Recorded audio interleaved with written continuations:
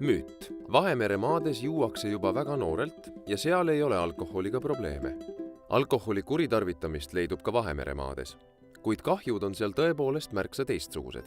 Seda tänu omalaadsele alkoholikultuurile, mida iseloomustab tugev kogukond, üksteise käekäigust hoolimine ja liialdustesse sekkumine.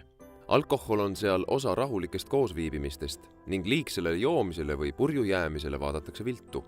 Näiteks tullakse sulle peol ütlema, et jooksid vahepeal vett või peaksid hoopis koju minema. Nii õpivad ka lapsed, et purju jäämine ei ole eesmärk omaette ning et sellesse suhtutakse taunivalt.